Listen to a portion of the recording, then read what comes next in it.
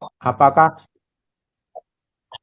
apakah naskah saya kelihatan? Belum, belum Romo, Belum. belum. Sudah saya share screen kok belum ya?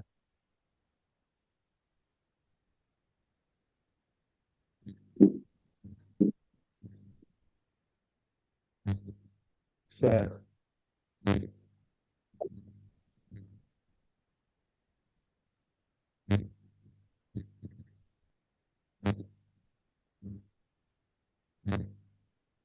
Ya, belum belum kelihatan, belum muncul. Belum, Romo. Belum. Belum Romo. Wah, ya sudah, daripada kesulitan mendengarkan aja ya. Romo Ya, sudah silakan. klik yang panah hijau itu, Romo. Ada hijau, Hah? ada panahnya, tulisannya share gitu. Share gitu. Sudah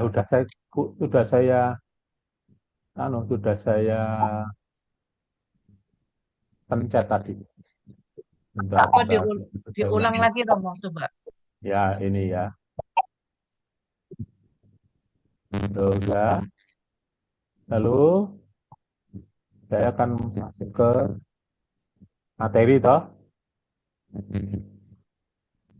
Nah, ini kelihatan? Belum, Belum. belum Romo. Wah,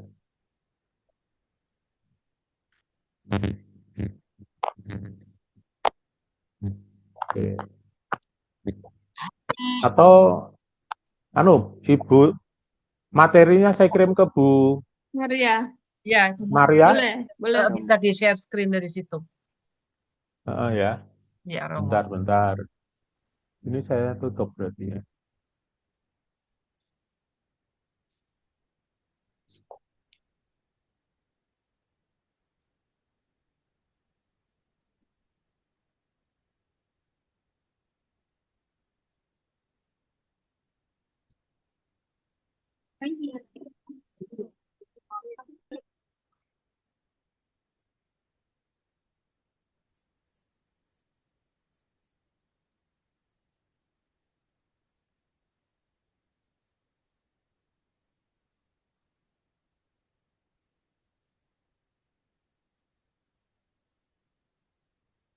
Bentar, bentar tuh.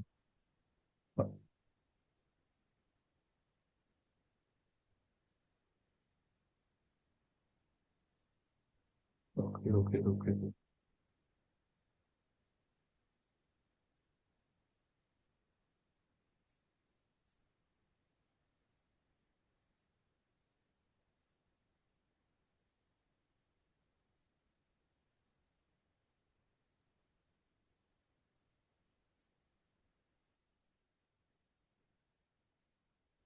Bentar ya.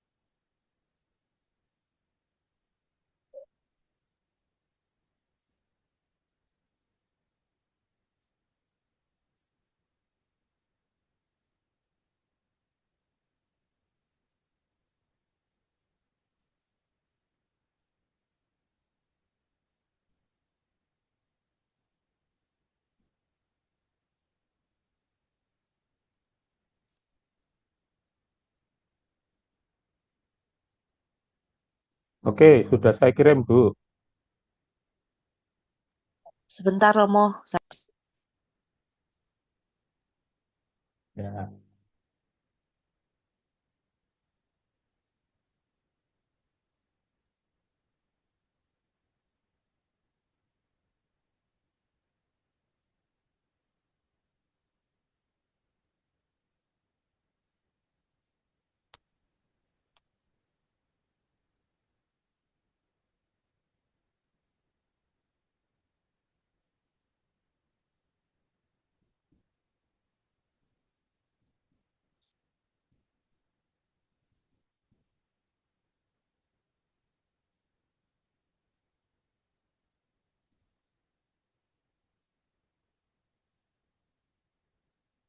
Ya, sambil menunggu, materi saya itu terkait dengan Hari Raya Santo Yusuf yang akan kita rayakan besok pagi.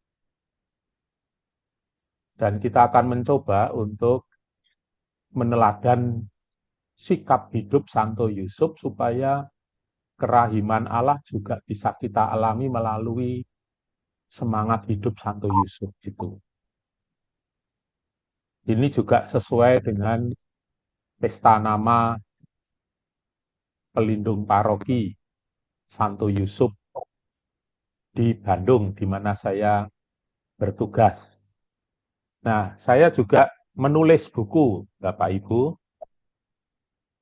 aneka semangat hidup orang-orang suci, orang kudus, yang ada dalam kitab suci, lalu banyak hal yang sudah saya tulis, kira-kira ada 40 buku, tipis-tipis tetapi sangat menarik.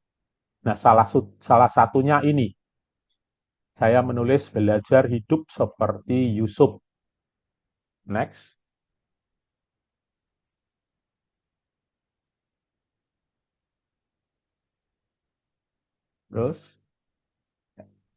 Terus.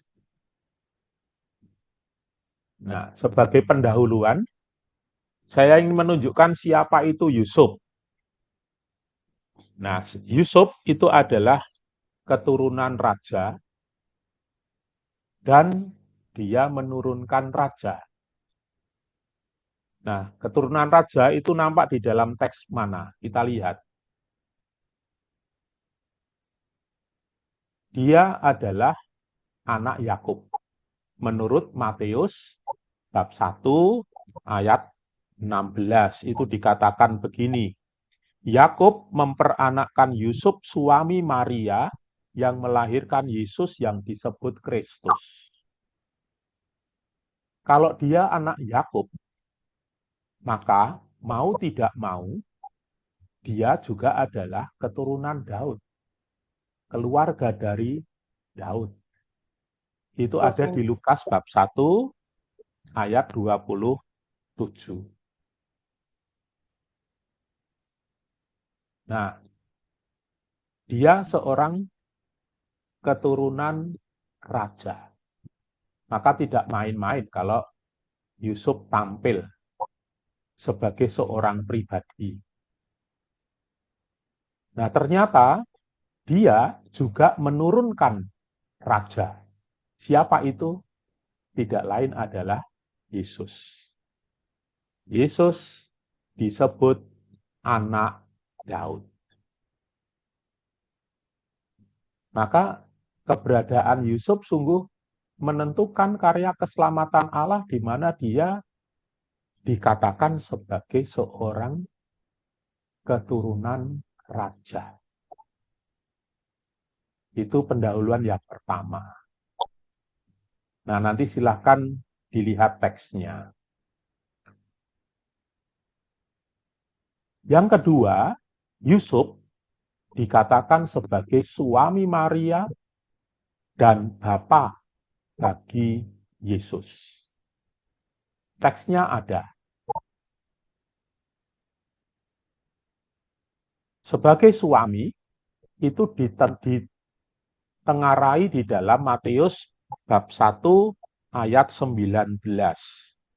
Dikatakan begini, karena Yusuf suaminya seorang yang tulus hati dan tidak mau mencemarkan nama istrinya di muka umum, ia bermaksud menceraikannya dengan diam-diam. Kata suami itu ada di Matius bab 1 ayat 19. Sedangkan sebagai bapa bagi Yesus itu ada di Lukas bab 4 ayat 22. Apa yang dikatakan di situ? Di dalam ayat 22 dikatakan, dan semua orang itu membenarkan dia dan mereka heran akan kata-kata yang indah yang diucapkannya, lalu kata mereka, bukankah ia ini anak Yusuf? Tentu kita semua tahu Bapa bagi Yesus bukan Bapa secara biologis, tetapi dia adalah seorang Bapa yang mendampingi keberadaan Yesus. Itu sebagai pendahuluan. Maka tidak usah merasa ragu-ragu untuk menerima keberadaan Yusuf dalam kehidupan beriman kita, karena dia seorang yang hebat. Next.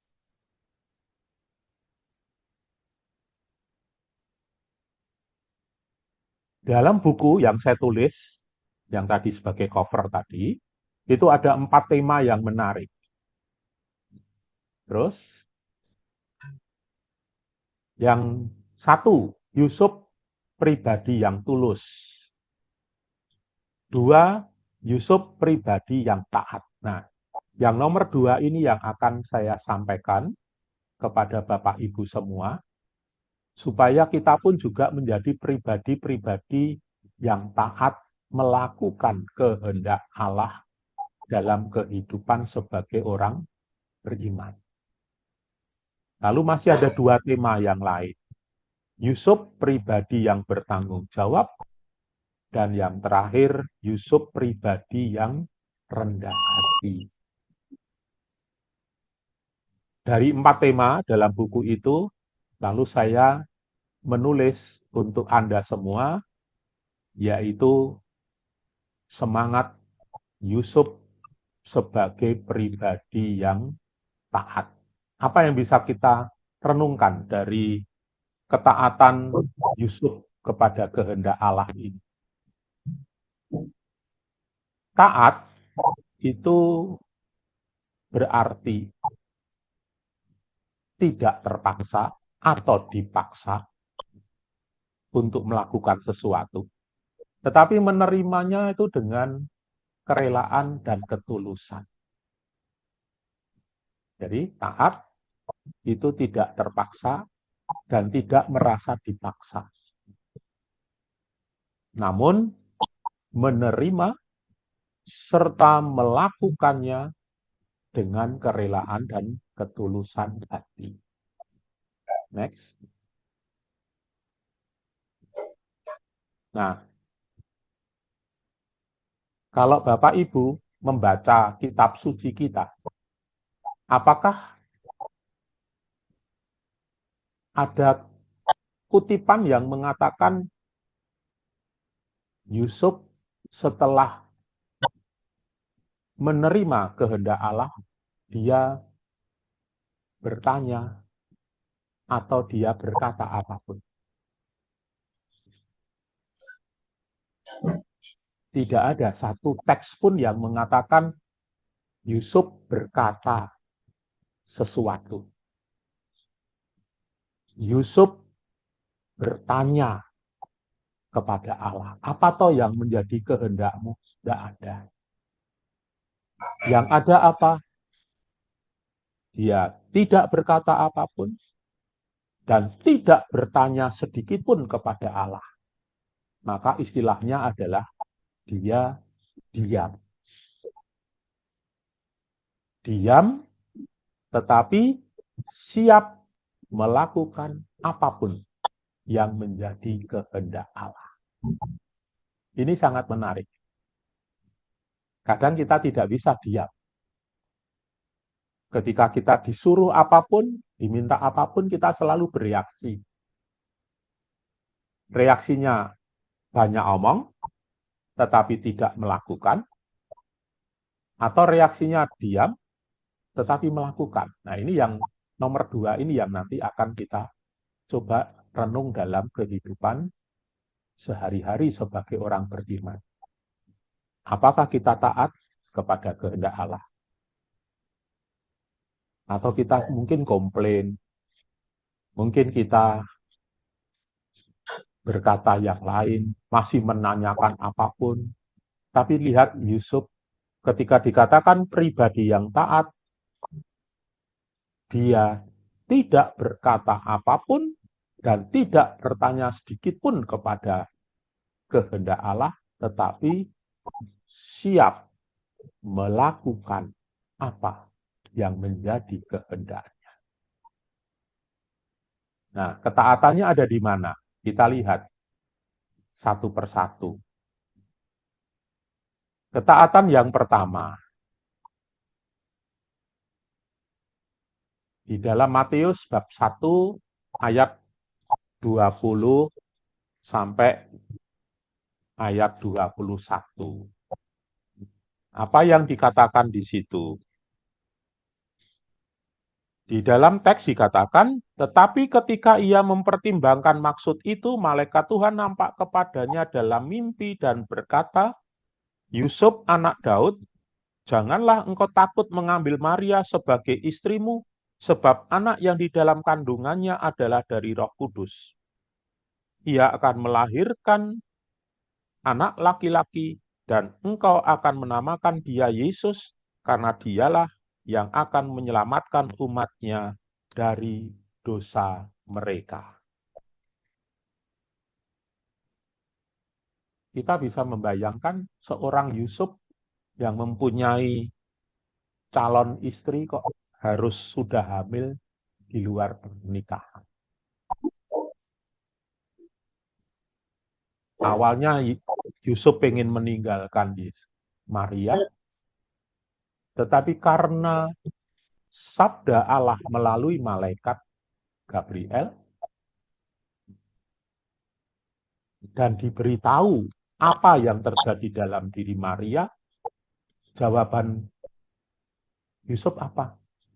Dia tidak berkata apa-apa. Dia tidak bertanya apa-apa. Jawabannya tidak lain adalah melakukan.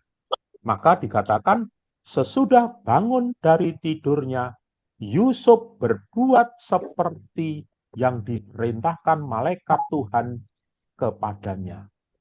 Ia mengambil Maria sebagai istrinya. Kita bisa membayangkan. Kalau Yusuf tidak taat, maka pasti dia tidak akan menerima Maria sebagai istrinya. Tetapi karena ketaatan Yusuf, maka yang dilakukan adalah berbuat seperti yang dikatakan oleh Allah. Mengambil Maria sebagai istrinya. Ini ketaatan yang pertama. Ketaatan yang kedua. Apa yang terjadi dalam diri Yusuf saat itu?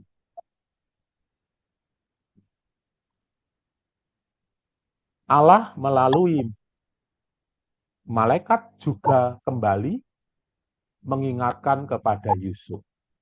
Supaya apa? Dia mengungsi ke Mesir. Mengapa harus mengungsi? Dikatakan oleh Allah bahwa Herodes mau membunuh Yesus. Itu ada di ayat 13. Matius bab 2.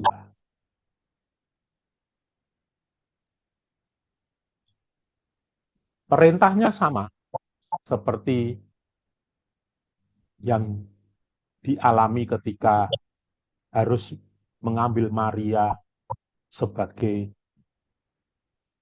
istrinya.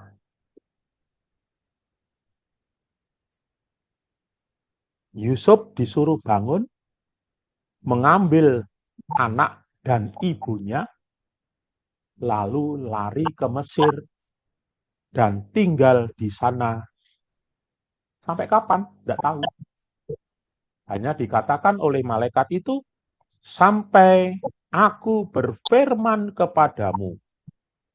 Berarti waktunya tidak jelas. Ini kan sesuatu yang tidak nyaman. Pergi ke tempat yang jauh, masih harus menunggu sampai Allah berfirmanlah. Apakah ada teks yang mengatakan Yusuf bertanya? Yusuf berkata? Tidak ada.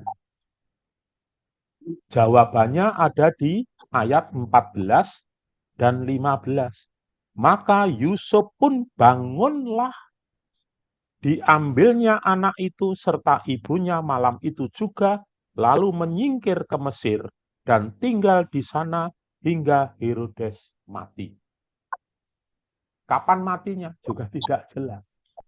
Maka peristiwa mengungsi ke Mesir merupakan peristiwa yang sungguh menarik untuk kita renungkan. Di tempat yang baru tidak tahu nasibnya bagaimana, tetapi Yusuf yakin bahwa Allah bekerja, maka ketika dia disuruh bangun pergi ke Mesir, dia dikatakan langsung mengambil anak dan ibunya pergi ke Mesir. Ini ketaatan yang kedua. Ketaatan yang ketiga.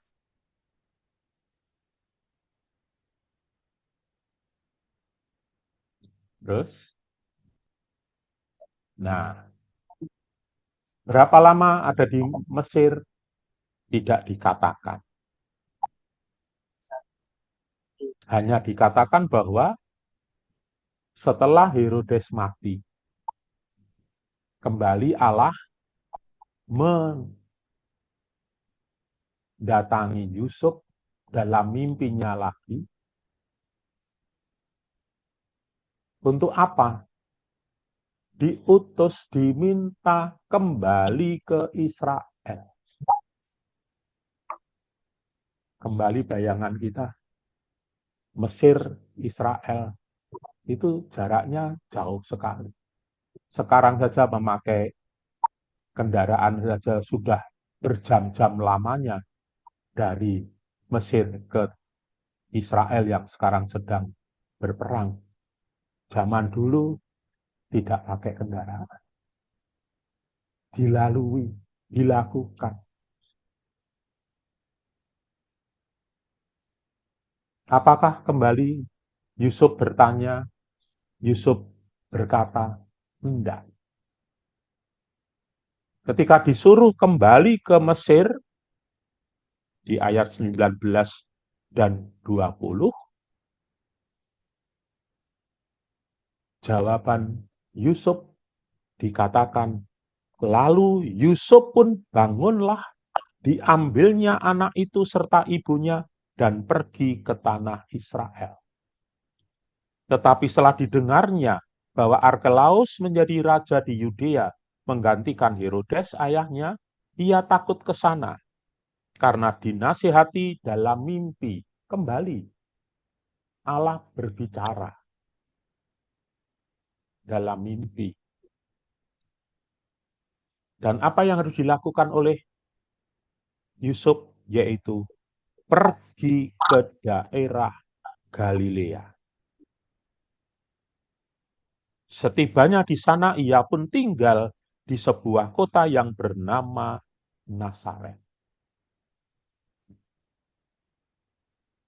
3 ketaatan yang sungguh tampak, jelas dan menarik yang harus dilakukan oleh Yusuf. Meski tidak tahu bagaimana nasib berikutnya ke depan, tapi dia taat. Kenapa taat? Karena percaya bahwa ini kehendak Allah yang harus dilakukan. Nah, ketaatan yang lain apa? Next. Taat kepada penguasa. Jadi, dia taat tidak hanya kepada Allah, tetapi juga dia taat kepada penguasa setempat. Dan itu terbukti dengan apa? Yaitu peristiwa ketika Yusuf bersama Maria pergi ke Bethlehem. Di dalam Lukas bab 2 ayat 1 sampai 5. Ketika Kaisar Agustus mengeluarkan perintah, Yusuf merasa sebagai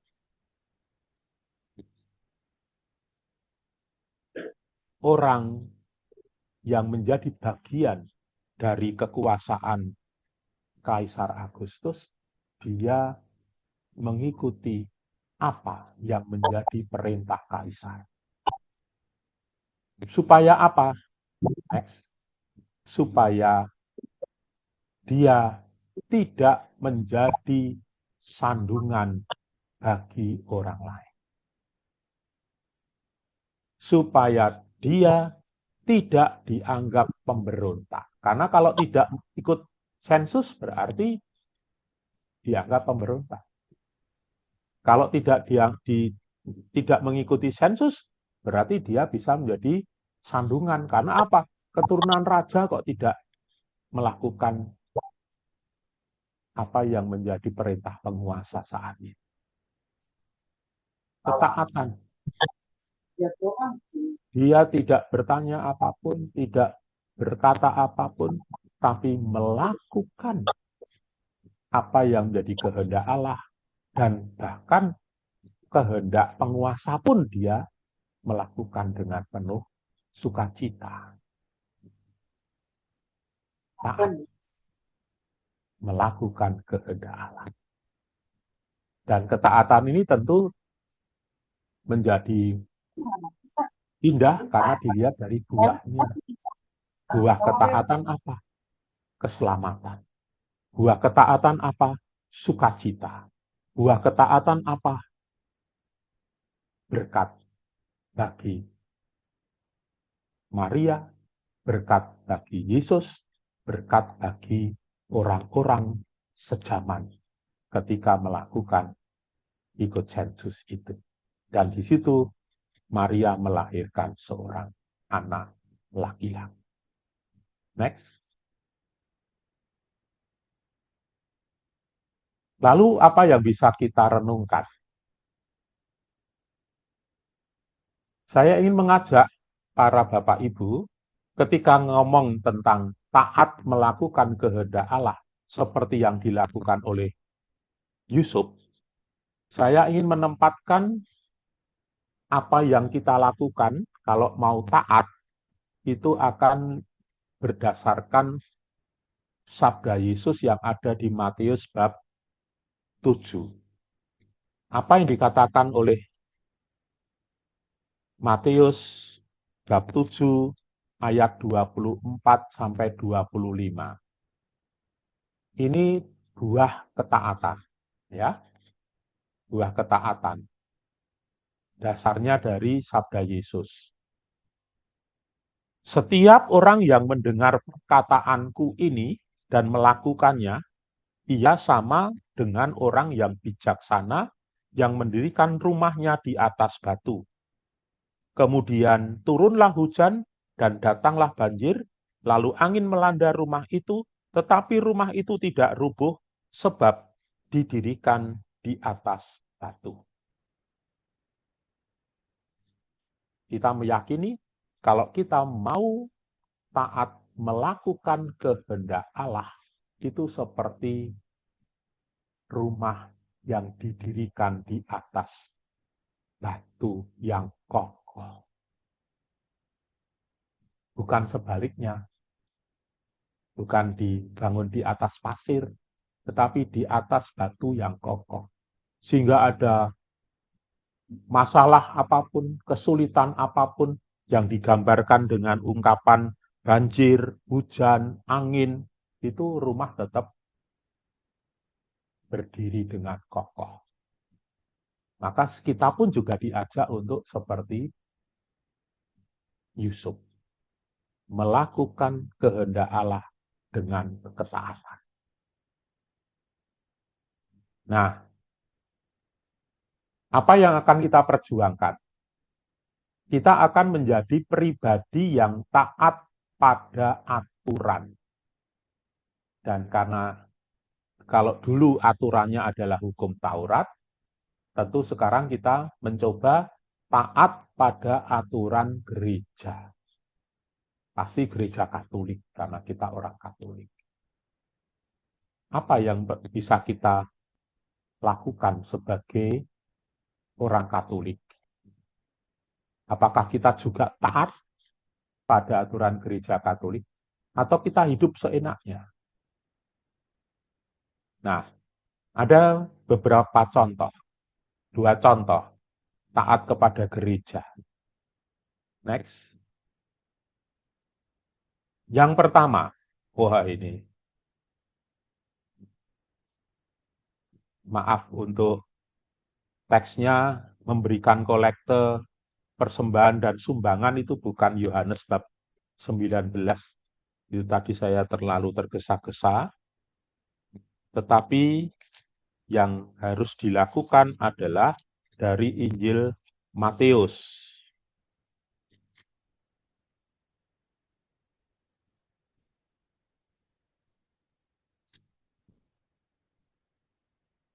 Matius bab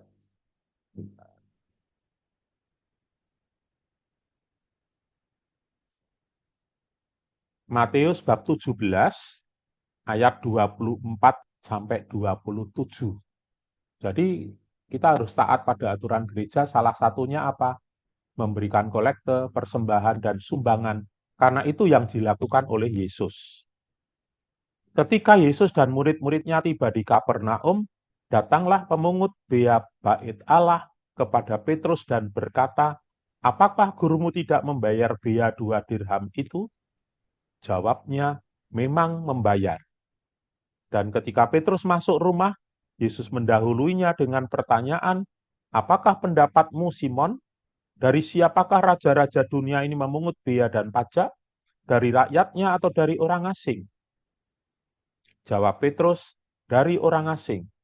Maka kata Yesus kepadanya, "Jadi bebaslah rakyatnya." Tetapi, ini yang ayat 27, menarik. Banget. Supaya jangan kita menjadi batu sandungan bagi mereka, pergilah memancing ke danau, dan ikan pertama yang kau pancing tangkaplah dan bukalah mulutnya, maka engkau akan menemukan mata uang 4 dirham di dalamnya. Ambillah itu dan bayarkanlah kepada mereka, bagiku dan bagimu juga. Yesus tidak mau menjadi sandungan. Meski bukan kewajibannya untuk membayar pajak di bait Allah, tetapi dia memberikan sebagai bentuk bahwa dia tidak mau menjadi batu sandungan. Nah, kita juga lihat, kalau Yesus melakukan itu, mari kita juga memberikan apa yang menjadi kewajiban kita. Yang kedua, taat pada aturan gereja, yaitu dengan setia pada perkawinan.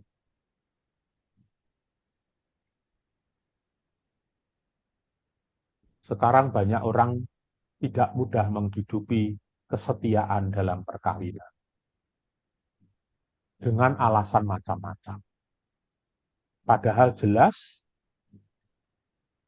apa yang sudah disatukan oleh Allah tidak boleh diceraikan oleh manusia. Tetapi yang terjadi ya Yang roti itu yang gue perceraian ada. Nah, mudah-mudahan kita semua, Anda khususnya yang hidup berkeluarga, sungguh berani taat pada aturan gereja dengan cara apa? Setia pada perkawinan. Yang sudah disatukan Allah, jangan diceraikan oleh manusia. Itu yang pertama. Yang kedua, contohnya untuk kita. Next.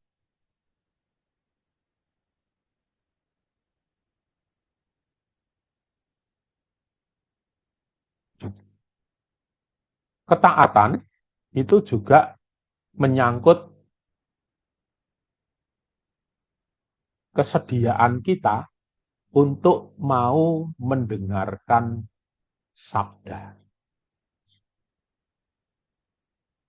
Kita lihat Lukas bab 10, ayat 38 sampai 42, itu tentang Maria dan Marta. Ketika Yesus datang, Maria duduk di dekat kaki Yesus, sedangkan Marta sibuk dengan hal-hal yang mungkin sebenarnya tidak diinginkan oleh Yesus. Karena yang penting bagi Yesus apa? Mendengarkan sabda. Nah, kita juga seringkali dikuasai oleh kesibukan-kesibukan duniawi. Lalu lupa dengan kedekatan personal dengan Allah. Mungkin kalau kita jujur, bisa terjadi kita lebih seperti Marta. Sibuk dengan macam-macam hal, lalu untuk mendengarkan sabda tidak terjadi. Mungkin terjadi iya, tetapi mungkin minimal. Tidak optimal. Nah, ini permenungan untuk kita. Ketika ngomong soal ketaatan, melakukan kehendak Allah seperti Yusuf. Next. Lalu sebagai penutup, apa yang terjadi dengan gereja terhadap pribadi Yusuf ini? Gereja menghormati Yusuf, dan kita semua tahu. Nah, penghormatannya kita lihat secara liturgis ya. Dalam gereja itu ada hari raya, jadi ada dua momen yang dikhususkan untuk Yusuf, yaitu hari raya Santo Yusuf tanggal 19 Maret, besok Pak. Itu sebabnya tadi saya mengatakan, karena besok merayakan hari raya Santo Yusuf, maka saya mengajak merenung tentang Santo Yusuf. Dan yang kedua, peringatan fakultatif Santo Yusuf Pekerja yang dirayakan tanggal 1 Mei. Dan puji Tuhan, negara kita juga menghormati 1 Mei sebagai hari buruh. Bahkan tidak hanya negara kita, seluruh dunia merayakan 1 Mei sebagai hari buruh. Mungkinkah karena Santo Yusuf yang dirayakan sebagai seorang pekerja? Saya meyakini kok iya. Maka kita bersyukur bahwa pribadi Santo Yusuf menjadi contoh bagaimana orang-orang harus bekerja. Itu yang pertama. Yang kedua, Paus Fransiskus yang juga telah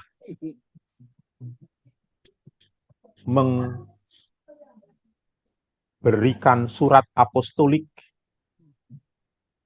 pada peringatan 150 tahun pemakluman Santo Yosef sebagai pelindung gereja semesta, Patris Corde. Ini 1 tahun kita diajak untuk memberi tempat khusus bagi Santo Yusuf. Nah, Paus Fransiskus menempatkannya apa? Dia berkata bahwa paus-paus sebelumnya itu telah menyatakan penghargaan dengan memberikan gelar kepada Yusuf. Gelarnya itu macam-macam.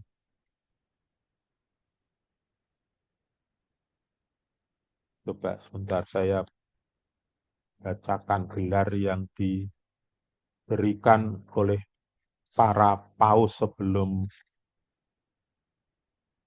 Paus Fransiskus.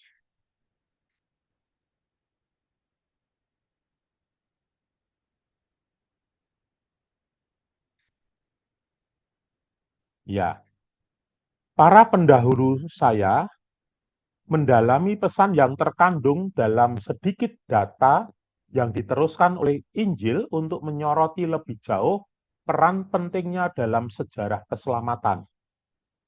Beato Pius ke-9 menyatakannya sebagai pelindung gereja Katolik. Venerabilis Pius XII mengajukannya sebagai pelindung para pekerja.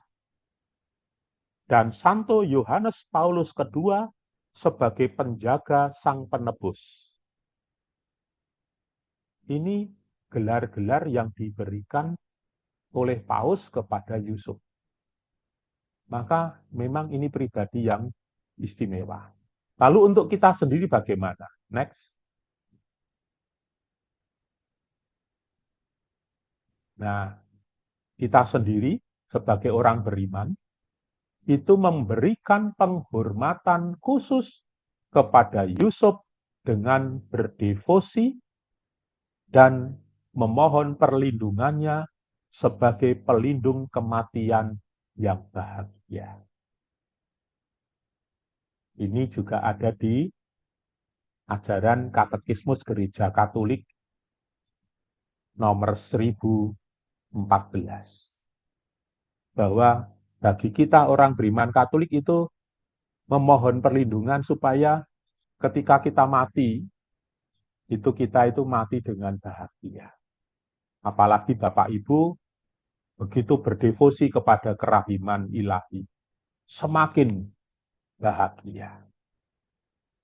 Dan meyakini bahwa kematian itu membahagiakan, bukan menakutkan. Next. Lalu sebagai penghormatan kita sebagai orang beriman Katolik, kita ada doa, ada novena, dan ada litani kepada Santo Yusuf. Dan itu ada di dalam buku yang tadi saya tulis. Doa, novena, litani, itu ada. Begitu Bapak Ibu, renungan kita belajar dari Santo Yusuf yang taat melakukan kehendak Allah. Terima kasih. Baik. Baik, teman-teman, apakah sudah ada yang mau bertanya kepada Romo? Kalau belum, saya boleh tanya ya, Romo. Tanyanya nih mungkin agak bodoh sedikit, Romo. Mau tanya, apakah setiap Santo Yusuf menerima perintah dari Allah selalu mimpi, Romo? Karena saya lihat tadi di ayat itu dia terbangun dan, nah itu apa bangun dari mimpi, apa bangun dari tadinya duduk atau bersantai itu, Romo? Di ayat yang tadi yang pertama itu kan Santo Yusuf bangun dan membawa Yesus ke Mesir. Itu kan seolah bangun dari tidur atau bangun dari apa, Romo? Apa selalu Iya. melalui mimpi sehingga selalu digambarkan dengan Santo Yusuf yang sedang tertidur gitu. Memang kita hanya melihat teks. Teksnya berbunyi bahwa dia sedang tidur dan bermimpi. Maka ada patung Yusuf tidur. Iya, Romo. Iya, jadi memang dia dalam posisi tidur, lalu mendapatkan perintah dari Allah melalui mimpi, maka dia bangun dari tidur lalu pergi.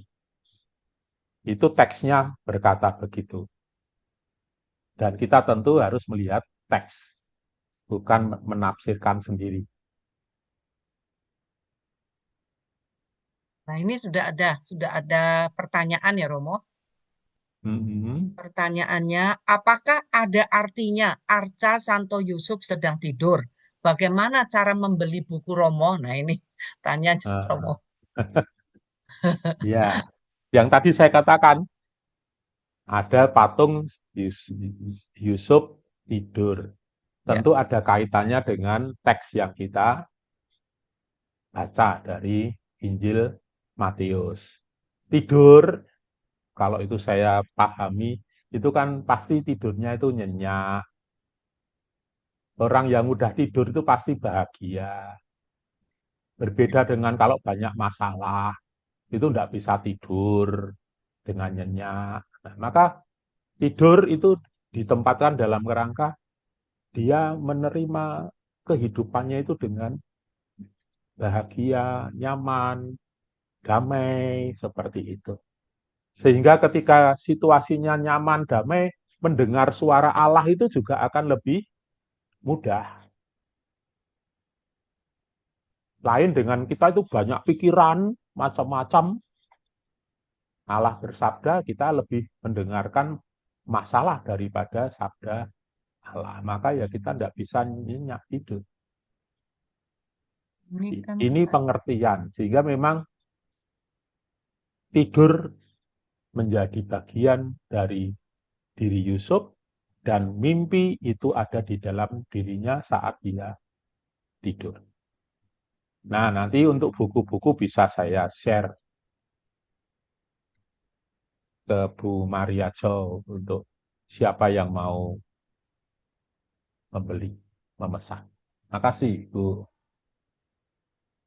Romo, saya sudah membaca, saya ya pernah membaca beberapa kali tentang keistimewaan Santo Yusuf.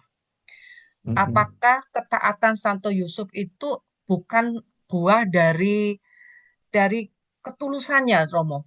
Jadi dia karena tulus, jadi dia taat, taat. Jadi buah dari tulus dan kerendahan hati seorang Santo Yusuf.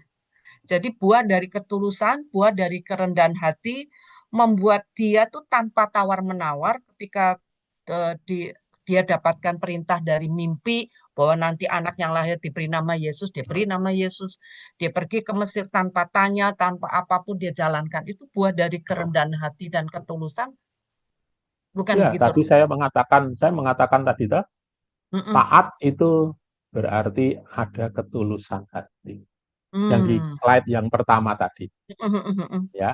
Maka Mm-mm. dia tidak bertanya apapun, Ya, karena yakin bahwa yang dikatakan oleh Allah itu dikehendaki oleh Allah pasti baik. Dan itu ya, pasti dasarnya dari ketulusan. ya. Maka ketika dalam Injil pun dikatakan bahwa Yusuf adalah orang yang tulus hati. Orang yang taat itu pasti ada ketulusan. Dia tidak merasa dipaksa, tidak merasa terpaksa, tetapi melakukan dengan penuh ketulusan hati. Pasti. Ya.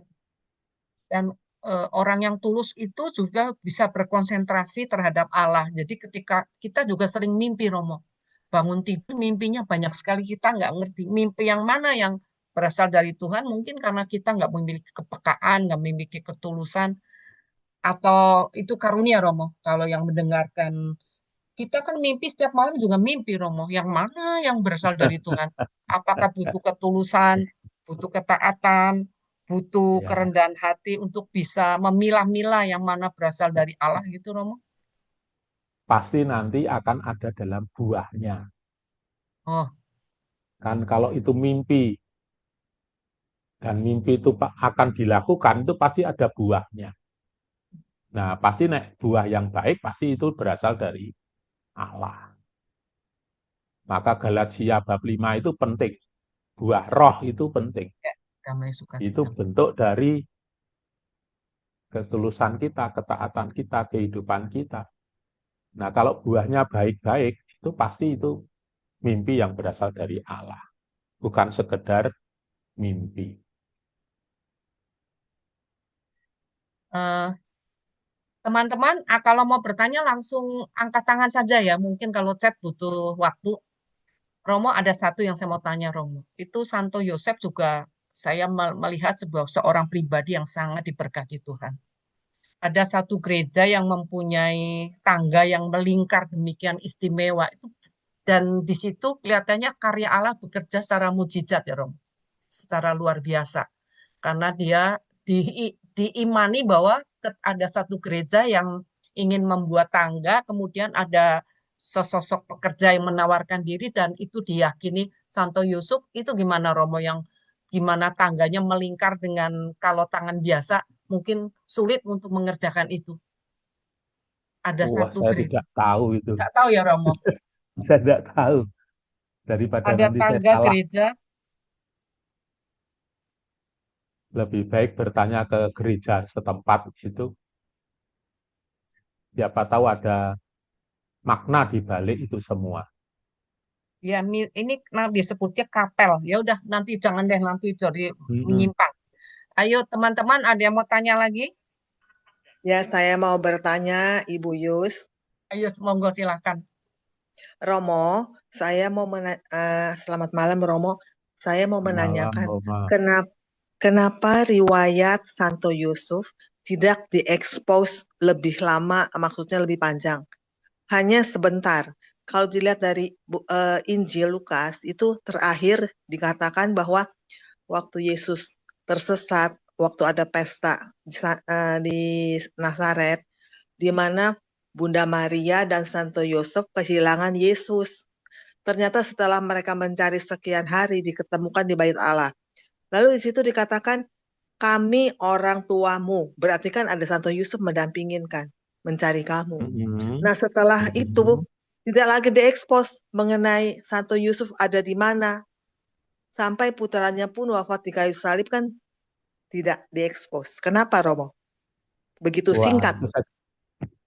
itu juga saya tidak tahu itu. Harus bertanya kepada Santo Yusuf. Tapi memang tradisi gereja memang bercerminnya hanya dari dasar kitab suci, bukan yang lain.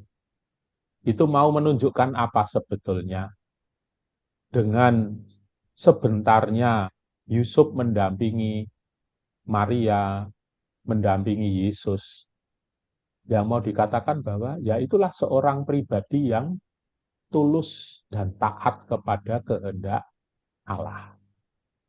Dia tidak memikirkan kepentingan pribadinya, tetapi justru mementingkan karya keselamatan Allah.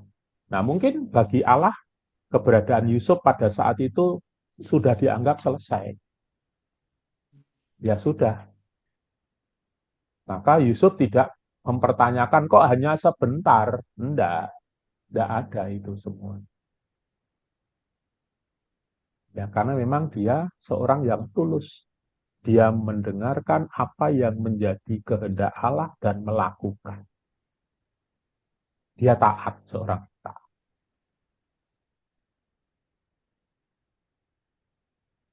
Tetapi di balik keterbatasan umur waktu di mana dia hidup, ternyata bagi gereja Katolik buahnya sangat berlimpah.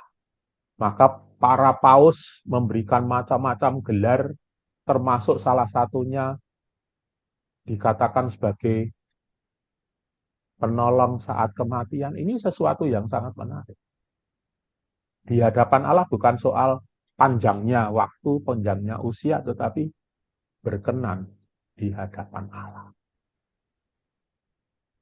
Itu. Maka ya sudah, kita terima bahwa memang Santo Yusuf ya hidupnya hanya sampai peristiwa setelah usia Yesus 12 tahun. Karena ketika Yesus tetap berada di bait Allah, orang tuanya sudah pulang, itu usianya adalah usia 12 tahun. Setelah itu memang tidak ada cerita tentang Santo Yusuf. Begitu, Oma. Baik, terima kasih. Jelas sekali Romo Laurentius. Terima kasih. Ya, sama-sama. Yang penting adalah ketulusan hati yang ditekankan. Tuhan mau Iya, itu ya. Seperti tulus dan Romo. taat. Maaf Romo, tadi terputus karena sinyal jaringan jelek. Nah, tadi menyambung yang tadi Romo, mengapa justru Santo Yusuf diangkat menjadi pelindung kematian. Padahal di dalam pujian gereja pun ada bahwa dia adalah pelindung keluarga kudus, Santo Yusuf yang menjaga. Nah, gimana Romo? Kenapa nggak Ya, disebut pelindung keluarga kudus? Kenapa justru kok itunya kok pelindung kematian? Ya, Apa di dalam keistimewaan kematian seorang Santo Yusuf padahal kan nggak dijelaskan dalam Alkitab kematiannya bagaimana. ya pasti saya membayangkan kematiannya itu kematian yang menyenangkan, membahagiakan ya. Maka di dalam ajaran gereja Katolik di buku Katekismus Gereja Katolik itu dikatakan begini sebagai bentuk pelindung orang-orang yang menghadapi kematian. Itu ditulis begini. Dalam segala perbuatanmu, dalam segala pikiranmu, hendaklah kamu bertindak seakan-akan hari ini kamu akan mati. Jika kamu mempunyai hati nurani yang bersih, kamu tidak akan terlalu takut mati. Lebih baik menjauhkan diri dari dosa daripada menghindari kematian. Jika hari ini kamu tidak siap, apakah besok kamu akan siap? Ini untuk menggambarkan Yusuf sebagai pelindung orang yang menghadapi kematian. Lalu yang kedua, dari Santo Fransiskus dari Assisi, terpujilah engkau Tuhanku karena saudari kami, maut jasmani, darinya tiada insan hidup terlepas. Malanglah yang mati dalam dosa, bahagialah yang didapati dalam kehendak sucimu, maut kedua takkan mencelakakannya. Ungkapan ini mau mengatakan bahwa ketika kita itu hidup oke di hadapan Allah, maka kematian bukan menjadi sesuatu yang menakutkan. Itu tadi Maka Katekismus seperti 10:14 ya Romo. ya 10:14. Katekismus Gereja Katolik 1014. Kalau hidupnya baik seperti Yusuf, itu dalam tanda petik usia muda siap. Maka tadi dalam Injil tidak diceritakan sampai usia lanjut, tapi hanya sampai Yesus usia 12 lalu tidak diceritakan lagi. Itu artinya apa? Mungkin dia meninggal muda. Maka lebih baik, hidup pantas, hidup layak daripada banyak usia tetapi hidupnya tidak seperti yang diharapkan. Itu yang dimaksud dengan pelindung orang-orang yang menghadap kematian. Ini Begitu, sudah ada Ibu. satu, oke, sudah ada satu pertanyaan Romo. Ya, Ini apakah umat Katolik setelah cerai bisa nikah di gereja? Dia sudah mendapat anulasi yang kedua. Apa semua mimpi itu bunga tidur atau dari Tuhan? Makasih banyak Romo ini. Dari Ibu Crescensia Jaliman. Selanjutnya ya, langsung saya angkat tangan aja ya. Ayo Romo silahkan. ya, yang menjadi pertanyaannya adalah yang mana? Yang perkawinan Dua-duanya. atau Dua-duanya. ya, Perkawinan kalau dan sudah dapat anulasi ya pasti bisa menikah lagi secara gerejani. Anulasi itu berarti pembatalan perkawinan. Dan itu yang membatalkan bukan pastor parokinya, tetapi ada penguasa khusus yang diberi hak untuk membatalkan perkawinan. Kalau sudah dibatalkan perkawinan pertama, maka dia bisa menikah untuk yang kedua kalinya. Dan surat pembatalan itu harus disertakan. Tidak cukup hanya mengatakan saya sudah anulasi, tetapi harus ada buktinya, dokumentasinya dari pejabat yang ditunjuk untuk menganulasi perkawinan. Itu yang pertama. Lalu yang kedua, kalau mimpi sekedar bunga tidur ya mungkin tadi yang dikatakan Bu Yus tadi, sering mimpi. Tapi tinggal kita memilih ini mimpi sungguhan atau mimpi dari hanya sekedar bunga tidur. Kalau Yusuf tentu itu mimpi yang dikehendaki oleh Allah. Maka kalau mimpi sekedar bunga tidur, ya disyukuri aja bisa bermimpi gitu. Tapi lalu jangan semua mimpi itu ditempatkan dalam kerangka, oh ini kehendak Allah. Maka tadi saya mengatakan buahnya dari mimpi itu apa. Kalau buahnya baik, seperti dalam Galatia bab 5 tadi, ya pasti itu harapannya adalah mimpi dari Allah. Begitu, Ibu Kris. Nah, ini Bu Kris ngechat lagi, Romo. Tapi pihak yang pria, laki-laki tidak setuju. Bagaimana ini, Romo? Maksudnya yang keluarga laki-laki tidak setuju. Itu yang perkawinan kedua atau Ya, yang perkawinan tadi pertama? perkawinan suami dari Ya, yang perkawinan Ibu Kris coba itu komen. Romo tanya nih dari keluarga laki-laki dari perkawinan yang pertama atau atau perkawinan yang yang kedua? kedua. Ya udah Romo, sekarang yang kedua ya. Apakah meminta Tuhan Yesus menyembuhkan ada Oh ya. syaratnya? Oh, yang pertama mau ini udah direspon.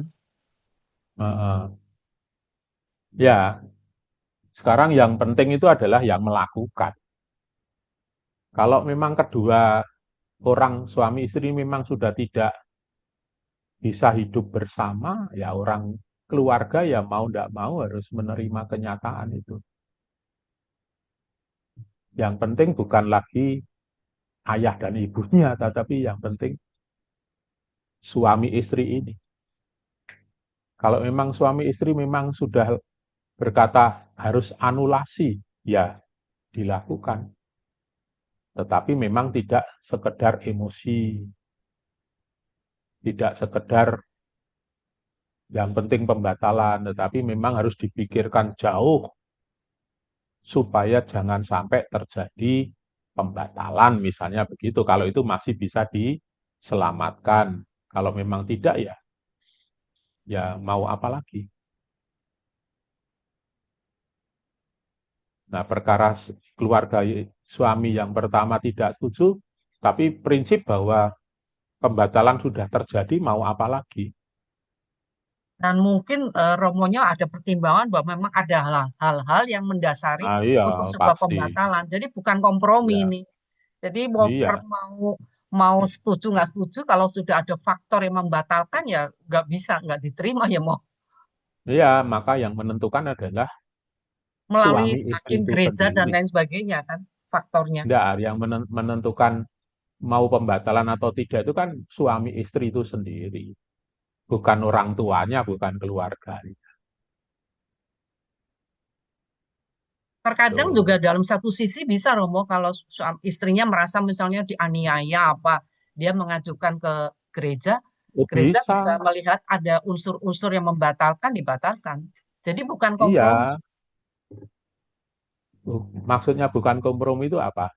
Ya maksudnya bahwa ini eh, membatalkan tuh dibuat-buat gitu tuh. Jadi memang ada Oh iya, faktor yang oh membatalkannya. iya. Pasti ada alasan yang Ya, mendasar. yang mendasar. Dan yang tahu kan suami istri itu Ya, sendiri, harusnya bukan tahu. bukan orang tuanya, bukan keluarganya. Kadang-kadang orang MPD tuh nggak bisa terima, Romo. Tetap nggak mau mengakui. Oke, sekarang nih pertanyaan berikutnya mungkin ini menjadi pertanyaan terakhir. Apakah Tuhan Yesus menyembuhkan? Kalau Tuhan menyembuhkan, apa ada syaratnya, Romo? Apakah meminta Tuhan Yesus menyembuhkan ada syarat untuk dapat menerima penyembuhan dari Yesus? Apakah ada syaratnya? Apa ada hubungannya dengan hidup layak? Bagaimana mengetahui bahwa Tuhan Yesus mengabulkan doa permohonan mujizat kesembuhan? Ya, kita sekarang belajar dari kitab suci saja bahwa Yesus menyembuhkan itu tentu karena iman. Semua selalu dikatakan karena imanmu engkau selamat. Seperti perempuan yang 12 tahun sakit pendarahan. Itu Iman. karena hanya iman. Menyentuh jumbai-jumbahnya pun sembuh. Karena apa? Iman. Bukan karena kelayakan atau kepantasan. Tapi karena iman. Nah, untuk ini misalnya contoh yang menjadi bacaan kemarin hari apa ya? Sekarang hari Rabu. Berarti kemarin Selasa. Itu kan yang Yesus menyembuhkan pada hari Sabat untuk orang yang sakit 38 tahun. Itu disembuhkan. Itu juga pertama-tama karena iman. Maka kalau kita hanya sekedar minta-minta tetapi tidak punya iman bahwa Allah memberikan yang terbaik, ya akhirnya nanti kita akan kecewa. Apalagi kalau kita meminta itu dalam kerangka memaksakan kehendak. Allah harus memberi, Allah harus menyembuhkan, Allah harus. Enggak, kita itu namanya manusia tinggal menerima. Iya, apa yang menjadi kehendak. Maka yang dibutuhkan pertama-tama adalah iman. Begitu. Baik, Ibu yang di ini nih, yang pakai Xiaomi udah puas atau mau memberikan respon lagi? Kalau tidak ada, Romo, ini menjadi pertanyaan terakhir. Eh, terima kasih atas pelayanan Romo malam hari ini. Acara kita berikutnya adalah sesi foto.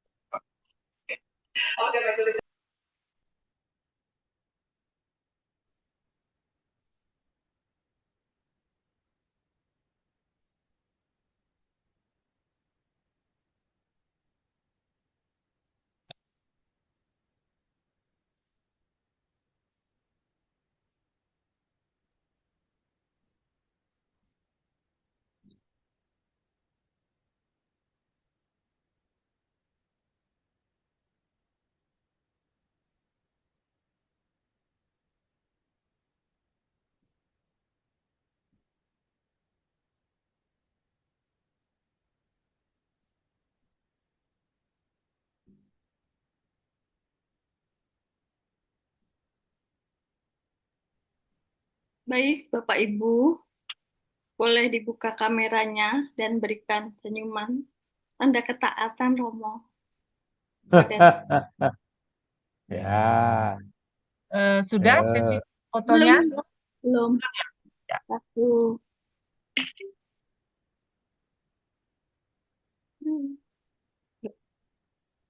Dua.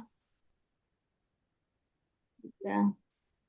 Oke, baik. Sudah, Bu Yus. Sudah. Ayo, acara kita selanjutnya adalah pengumuman dan mungkin lanjutkan persembahan. Ibu Maria Jo, silakan. Itu Ibu yang penting. Tolong slide-nya Bu Silva. Baik. Sorry.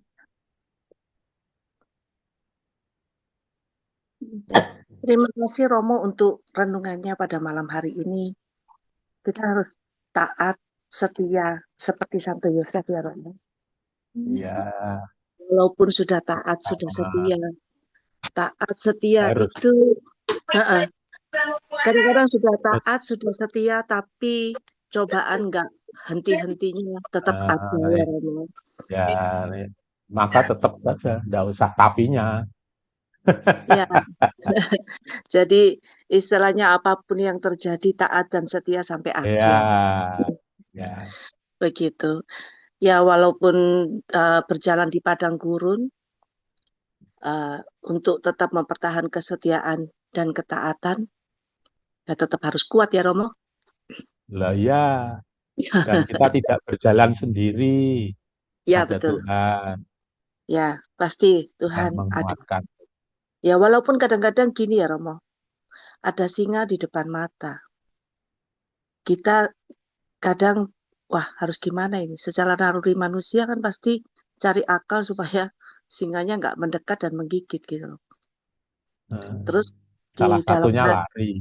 ya toh, di dalam hati, padahal harusnya percaya pada Tuhan bahwa singa itu nggak akan menerkam.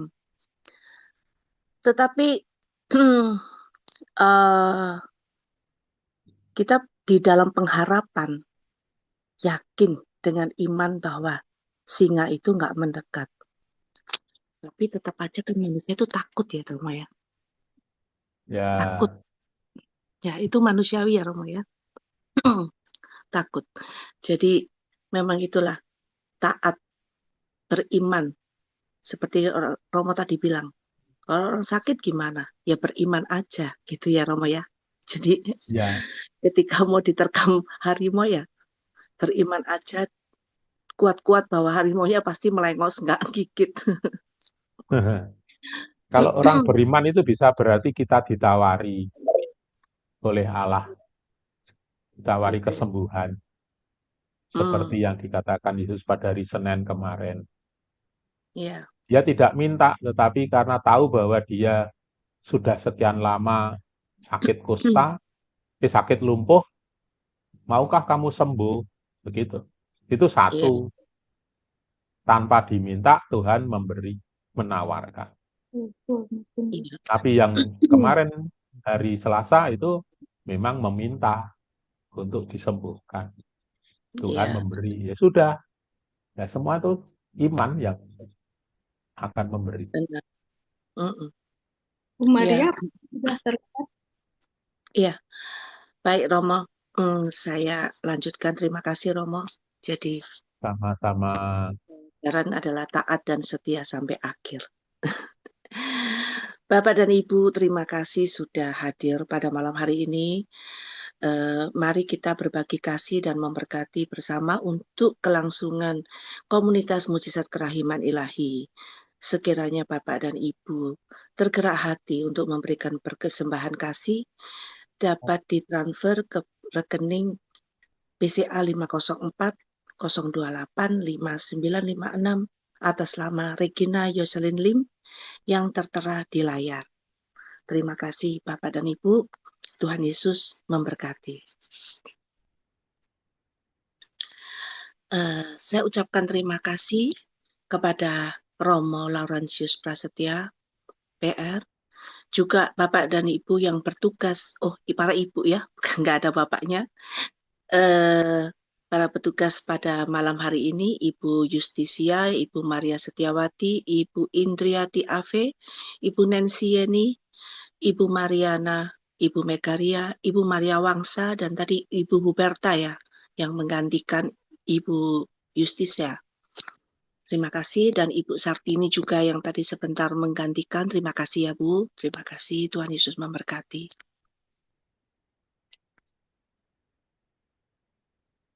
Silakan Romo untuk memberikan doa penutup dan Doa dan berkat penutup. Terima kasih. Baik, mari kita hening sejenak. Dalam nama Bapa dan Putra dan Roh Kudus. Amin. Allah Bapa di surga, kami bersyukur kepadamu karena malam ini Engkau telah menunjukkan kepada kami seorang pribadi yang sungguh istimewa. Dan pribadi itu tidak lain adalah Santo Yusuf, suami Maria, yang akan kami rayakan hari rayanya pada besok hari. Semoga semangat Santo Yusuf yang taat untuk melakukan kehendak Allah menjadi inspirasi iman kami untuk juga taat kepada kehendak-Mu, meskipun harus mengalami banyak tantangan dan kesulitan. Kami percaya bahwa ketaatan yang tulus akan membuahkan hasil yang berlimpah. Ketaatan yang didasarkan kepada iman akan membuahkan sukacita dan kebahagiaan. Bapa, utuslah Roh Kudus-Mu kepada kami semua yang hadir dalam pertemuan ini, agar kami senantiasa mampu membangun semangat hidup ketaatan kepada seperti Santo Yusuf. Maka terimalah berkat Allah untuk mereka yang hadir dalam pertemuan ini, agar mereka mengalami sukacita, mengalami keselamatan, mengalami kesehatan yang baik, dan juga berkatilah intensi-intensi yang dihaturkan pada malam ini. Kami percaya Engkau mengabulkannya dengan berkat Allah yang Maha Kuasa, Bapa dan Putra dan Roh Kudus. Amin. Berkah Kasih dalam. Romo, berkah Terima kasih dalam. Romo.